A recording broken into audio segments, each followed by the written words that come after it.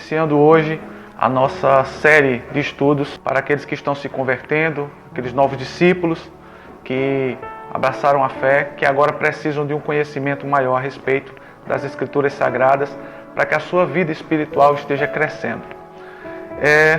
Hoje nós vamos ver o que é que nós devemos fazer depois que nos convertemos. Então a pergunta é, o que é que eu devo fazer depois que eu me converto? Nós vamos ver aqui 4 coisas que são importantes, que são de extrema necessidade para a sua vida espiritual. É preciso ser constante na igreja. E nós vamos ver os textos que diz o seguinte, lá em Hebreus, no capítulo 10, versículo 25, diz: não deixando a nossa congregação, como é costume de alguns, antes admoestando-nos, ou seja, corrigindo-nos uns aos outros e nos motivando, tanto quanto mais vedes que se aproxima aquele dia. Então, as Escrituras Sagradas, a Palavra de Deus diz para você que quando você se converte, a primeira coisa que você deve fazer é ser constante na igreja. Porque ao ser constante na igreja, você vai desenvolver muitas coisas especiais. E uma delas é a comunhão uns com os outros. A comunhão nos fortalece, a comunhão ela nos edifica. Porque quando estamos juntos, nós conseguimos forças, nós conseguimos motivação para poder seguir em frente, para poder caminhar. Temos os irmãos que são mais velhos na fé, irmãos que já estão há muito mais tempo na igreja, que conhecem coisas que nós ainda não conhecemos. Então é com eles que vamos estar aprendendo um caminho muito melhor de se seguir. Tá? Então a palavra diz que nós não devemos deixar a congregação, mas pelo contrário, devemos estar atuantes na congregação. Então, a primeira coisa que você faz ao se converter é ser constante na igreja. O rei Davi, no Salmo 122, versículo 1, ele diz: alegrei-me quando me disseram, vamos à casa do Senhor. Porque para Davi é uma alegria muito grande ter a oportunidade de estar na casa de Deus. Lá na casa de Deus eram oferecidos louvores, era oferecida adoração ao Senhor. E como resultado da adoração, como resultado dos louvores, havia um preenchimento no espírito de Davi. Davi se alegrava, Davi era feliz enquanto estava na casa do Senhor. Por isso, quando chegava o momento, a oportunidade dele se direcionar para o templo, Davi então desenvolvia no seu coração uma alegria intensa. Ele achava no seu coração uma alegria muito, mas muito viva. E isso fazia toda a diferença na sua vida. Ir para a casa do Senhor fortalece nossa vida, fortalece-nos espiritualmente e nos fortalece emocionalmente também. Então é muito importante para você. Aceitou Jesus como Senhor e Salvador da sua vida, fez uma aliança com Ele, agora é hora de você estar desenvolvendo um relacionamento com a sua igreja, em comunhão com os irmãos. A palavra também diz, ó quão bom e quão agradável é quando os irmãos estão em união, é quando os irmãos estão unidos. Então, para Deus e para você, é muito bom e é muito agradável estar em comunhão com os irmãos, estar participando de momentos intensos na igreja. Então, a outra coisa que nós precisamos fazer depois que nos convertemos é ter compromisso com a leitura da Bíblia. A leitura da palavra ela vai guiar você no caminho. Pelas Escrituras Sagradas não tem como você errar. Pelas Escrituras Sagradas não tem como você não fazer aquilo que Deus quer que você faça. Então, no Salmos, capítulo 1, no versículos do 1 ao 3, diz assim: bem-aventurado o homem que não anda segundo o conselho dos ímpios, nem se detém no caminho dos pecadores, e nem se assenta na roda dos escarnecedores. Antes tem o seu prazer na lei do Senhor, e na sua lei medita de dia e de noite. Pois será como uma árvore plantada junto a ribeiros de água, a qual dá o seu fruto no tempo certo. As suas folhas não cairão, e tudo quanto fizer prosperará. Veja que palavra maravilhosa que Deus ele traz para a sua vida hoje. Ele está dizendo que você não deve andar mais no caminho dos ímpios, não deve mais se deter no caminho dos pecadores, não deve se assentar na roda dos escarnecedores. Escarnecedores são aquelas pessoas que gostam de zombar, aquele grupinho que gosta da resenha, aquele grupinho que gosta de fazer com que tudo seja motivo de piada, motivo de chacota.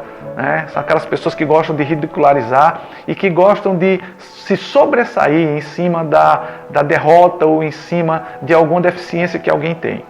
Então, tome cuidado, não ande mais com essas pessoas. Se você encontrou a Jesus, se você entregou sua vida para Jesus, você agora precisa andar num caminho de sabedoria e num caminho de retidão, num caminho em que você vai estar se edificando e edificando também a vida de outras pessoas. Seguir o conselho dos ímpios, se deter no caminho dos pecadores, estar na roda dos escarnecedores, não é mais para você. Você vai seguir conselhos agora da palavra de Deus. Você vai seguir as orientações agora da Bíblia Sagrada. Você vai seguir orientações agora de pessoas que andam nesse caminho. Você tem seus líderes espirituais, você tem os seus pastores e você precisa ouvi-los. Você precisa ouvir os seus líderes de ministério. Você precisa estar dando crédito àquilo que eles falam para que você seja bem sucedido em tudo que você vier a fazer.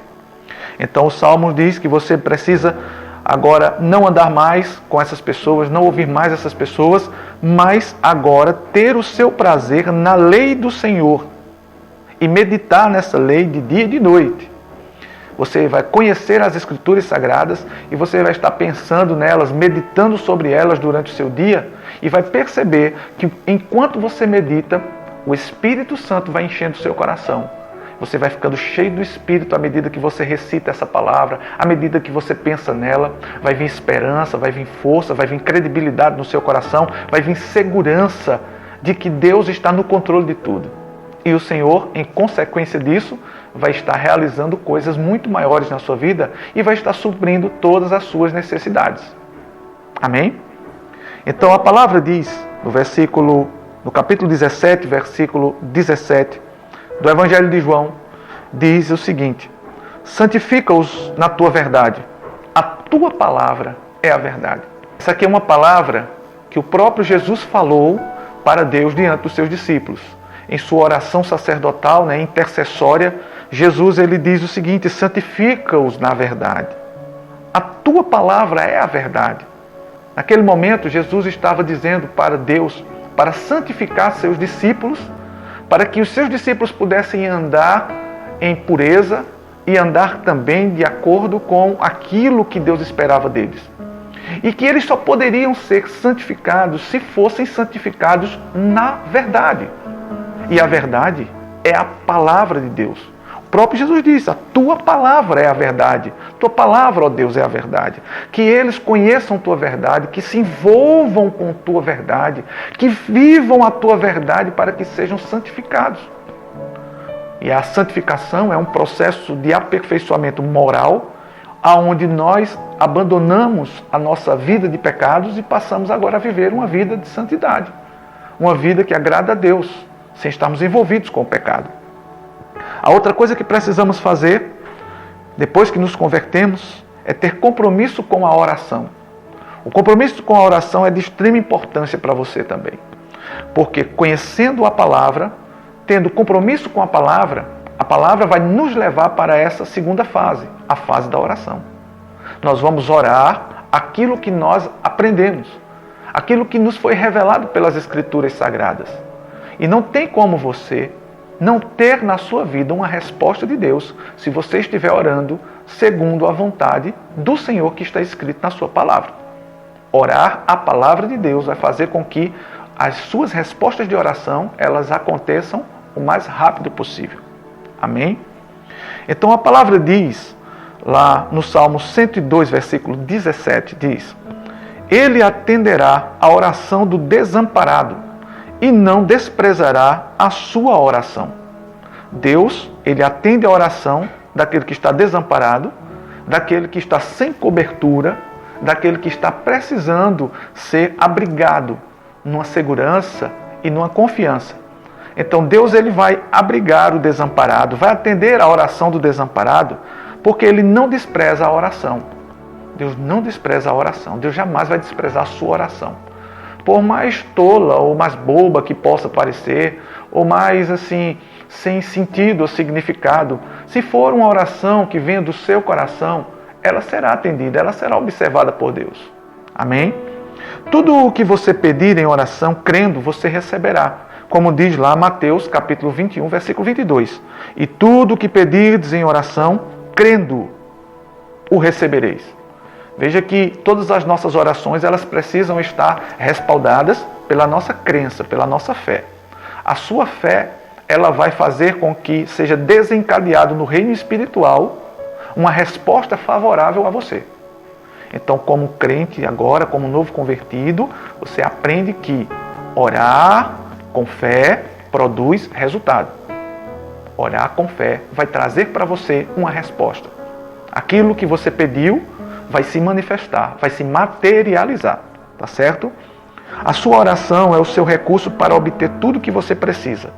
Se você entende isso, as coisas na sua vida elas vão mudar. Tudo agora vai andar de acordo com uma nova luz que você vai ter. Então você ora e aí você alcança todos os recursos que você precisa. O próprio Jesus disse. Porque a sua oração, ela é o poder de Deus em evidência. Sua oração é o poder de Deus em evidência na sua vida. Ore e veja as cadeias caírem, veja as situações desmoronarem na sua frente, coisas que talvez para você estejam sendo difíceis de lidar, coisas que para você hoje sejam impossíveis de resolver. A sua oração é o poder de Deus em evidência na sua vida para fazer com que as coisas elas caiam e aí se erga uma vitória na sua vida. Você é mais do que vencedor em todas as coisas e precisa aprender isso. A partir de agora, depois que você entregou sua vida para Cristo, sua vida não é mais a mesma e você agora é um vencedor em todas as coisas. Você vai vencer sempre, porque o Senhor está contigo. E sempre vencerá quando estiver em linha com a vontade de Deus e colocar o Senhor em primeiro lugar na sua vida. Amém? Então, outra coisa que você precisa fazer, ter um compromisso com a oração e ter também obediência às suas lideranças. Você entrou na igreja agora, você entrou na fé, entrou no reino de Deus e agora você tem a responsabilidade de se submeter às lideranças, porque são elas que vão cuidar de você. São os pastores que vão cuidar de você. A palavra diz em Romanos 13, versículo 1, que toda alma esteja sujeita às autoridades superiores, porque não há autoridade que não venha de Deus. E as autoridades que há foram ordenadas por Deus. Por isso, quem resiste à autoridade, resiste à ordenação de Deus. E os que resistem trarão sobre si mesmos a condenação. Romanos 13, do 1 ao 2. Deus está direcionando agora que todos aqueles que se entregam para Jesus sejam obedientes às suas lideranças. Porque são as lideranças que vão cuidar dele. E diz que quando a gente resiste a uma liderança, quando a gente não quer se submeter a uma liderança, nós estamos resistindo não à liderança em si, mas estamos resistindo a Deus. Porque foi Deus quem constituiu a liderança. Se eu digo, eu não quero me submeter a essa liderança, eu estou automaticamente dizendo, Deus, eu não estou aprovando aquilo que o Senhor fez, colocando essa pessoa como líder, como uma autoridade. E se você desobedece essa autoridade, se você está numa atitude de rebeldia, virá sobre você condenação, virá sobre você consequências dos atos que você empreendeu por causa da sua desobediência, por causa da rebeldia. A palavra diz que toda rebeldia ela é considerada como pecado de feitiçaria. Poxa, o que quer dizer isso, pastor? Veja, da mesma forma que demônios atuam na vida de um feiticeiro, demônios também atuam na vida de um rebelde. Então não deixe que demônios tenham acesso à sua vida através da sua desobediência, da sua rebeldia. Deixe que a glória de Deus, que os anjos de Deus e que o Espírito Santo estejam operando em você através da sua obediência. Desobediência gera maldição.